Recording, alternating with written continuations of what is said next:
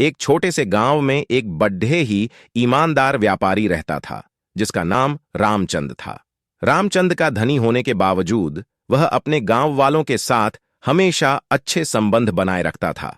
एक दिन रामचंद को एक गरीब व्यक्ति ने अपनी मदद के लिए आवेदन किया।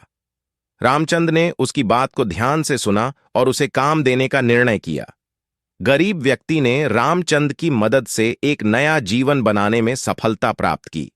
धीरे धीरे रामचंद के गांव में अन्य भी लोगों ने उसका उदाहरण देखा और उन्होंने भी गरीबों की मदद करने का निर्णय किया। गांव में सामाजिक सद्भाव बढ़ा और लोगों के बीच एक अच्छा रिश्ता बना। कुछ समय बाद गांव में एक बड़ा आपत्तिकाल आया। एक भयंकर बारिश और बाढ़ ने सभी किसानों की फसलें नष्ट कर दीं। लोग परेशान थे और सामाजिक सद्भाव की मदद से ही इस मुश्किल समय को पार किया जा सकता था। रामचंद ने गांव के लोगों को एकजुट होकर समस्याओं का सामना करने का सुझाव दिया। उन्होंने लोगों से कहा, हमें एक दूसरे की मदद करके इस कठिनाई को आसानी से पार कर सकते हैं। गांव वाले रामचंद के आदर्शों का पालन करने लगे और सभी मिलकर एक बड़ी सभा बुलाई। उन्होंने मिलकर एक साझा कोष बनाया और उसमें पैसे जमा करने का निर्णय लिया।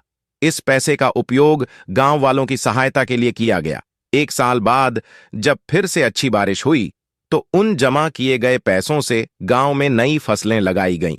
लोग खुश थे कि उन्होंने मिलकर मुश्किलें पार कीं और सामूहिक सहायता का अद्भुत परिणाम आया। इस कहानी से हमें यह सीखने को मिलता है कि आदान प्रदान और सामाजिक सद्भाव बहुत महत्वपूर्ण है। हमें एक दूसरे की मदद करना चाहिए और समस्याओं का सामना मिलकर करना चाहिए।